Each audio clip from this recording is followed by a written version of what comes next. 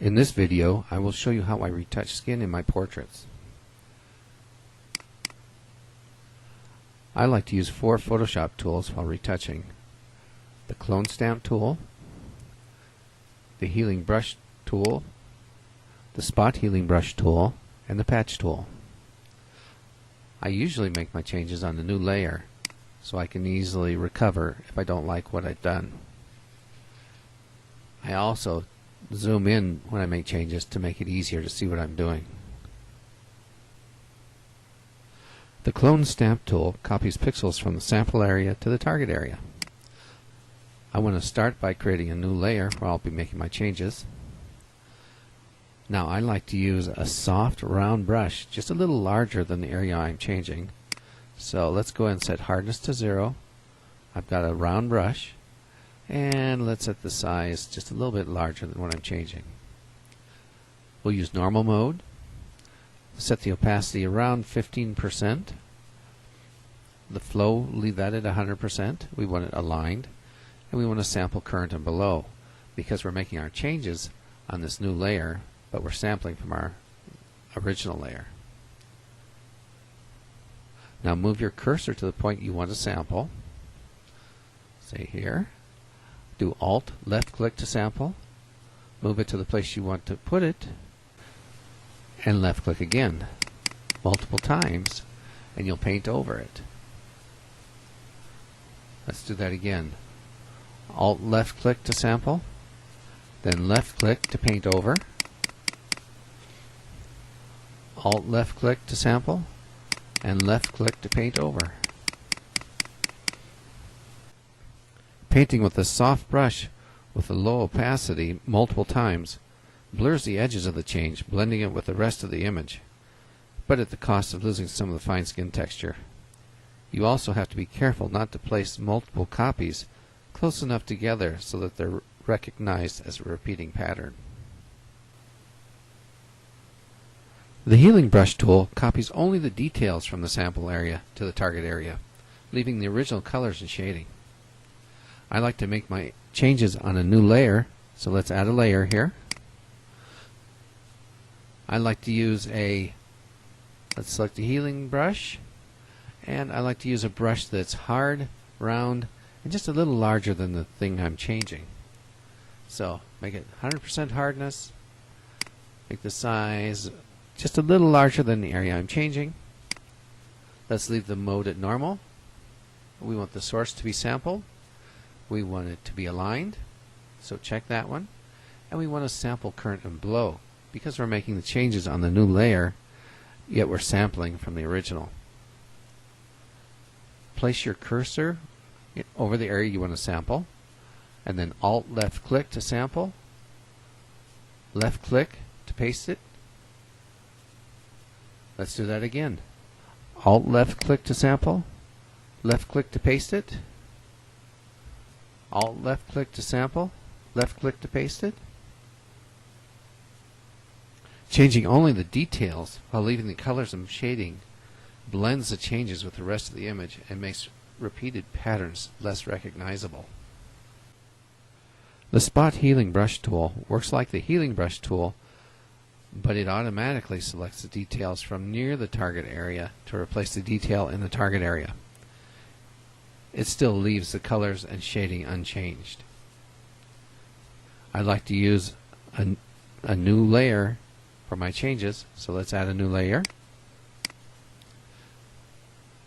I like to use a round, hard brush that's just a little larger than the size of the thing I'm changing. So let's change this to spot healing brush, and hard, 100% hardness. Size just a little larger than the thing I'm changing. Mode of normal, proximity match, and I want to sample all layers. So let's go up here and do a left click on that, fixed, left click there, fixed, left click there, fixed. This is quick and easy, but sometimes it makes poor choices for replacing the details, especially in areas with different textures or near edges. like that. The patch tool works like the healing brush tool, except you define the shape of the area that you want to change and then drag it into position. You can't make changes to a new layer with this tool, so I make a copy of my original layer and make changes to that. It also leaves the colors and shading unchanged.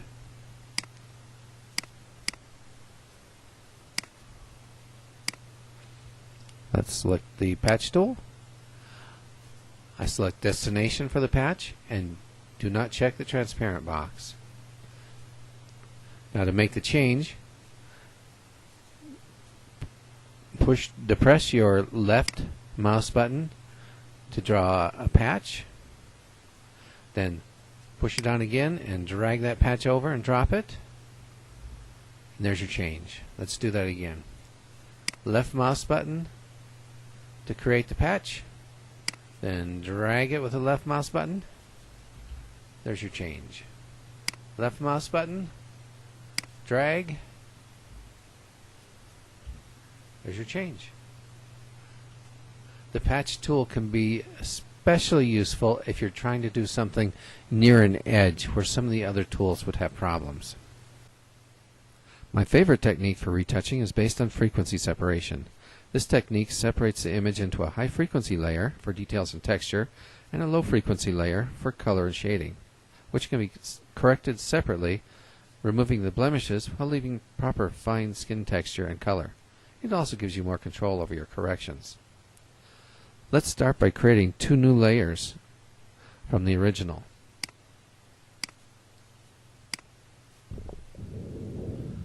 Let's call the first layer low color, and this is where we'll put the low frequency information for the color and shading.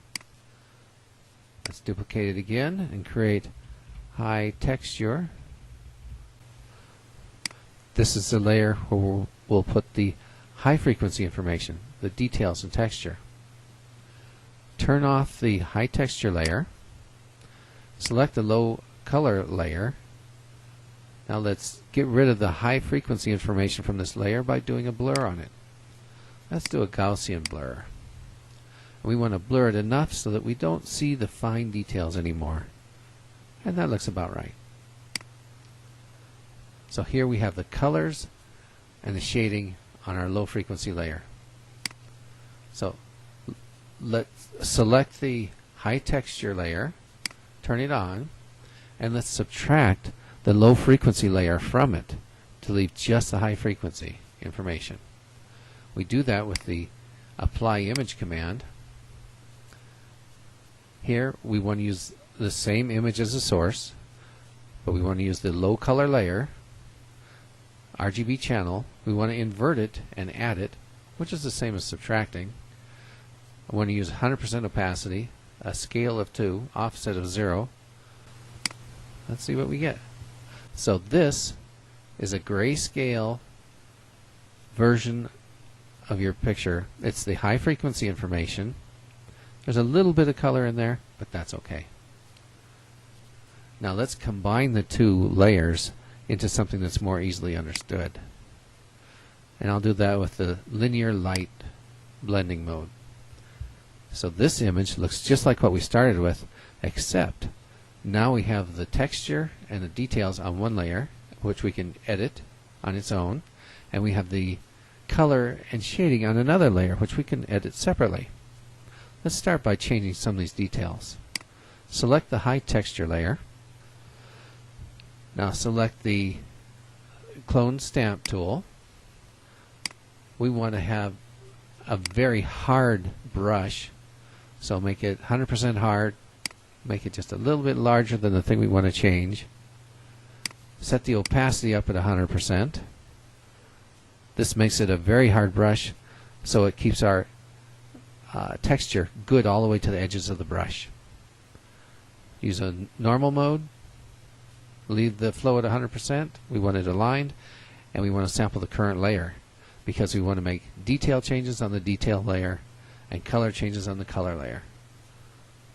So use Alt left click to sample, then left click to paste, Alt left click to sample, left click to paste, Alt left click to sample, then left left click to paste.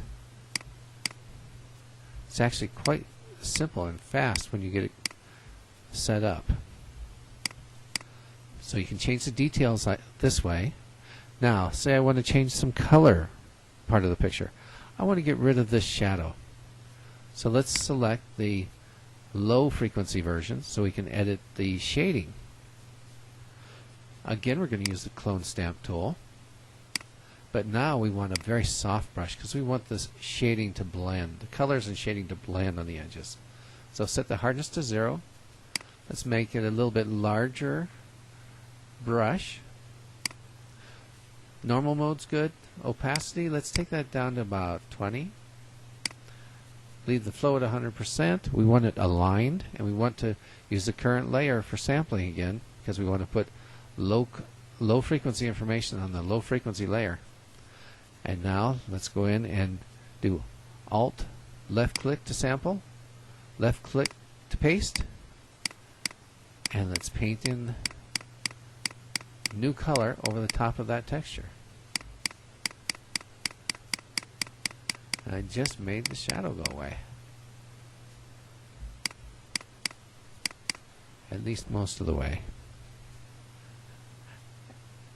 And you can continue switching back and forth between the low frequency and the high frequency layer, changing your details and your colors until you're happy with the way the pictures turned out. This is the technique that most professional retouchers use because it gives them so much control over their retouching. Some problems should be removed completely, like blemishes, stray hairs, and spots. And some problems should just be de-emphasized but not completely removed, like wrinkles, scars, and discolored areas. I use one layer for blemishes and problems that need to be removed, like here, where I've just removed all the blemishes, and another layer for the wrinkles and scars and discolored areas that just need to be de-emphasized. Here I've removed them totally from that layer. But once I've removed them totally, then I can change the opacity on that layer and let the original layer come through and show just a little bit of the wrinkles and scars. It gives a more realistic yet still improved look. You have to decide how much to change a portrait. Most everyone wants to look better than their photographs, but everyone wants to be recognizable.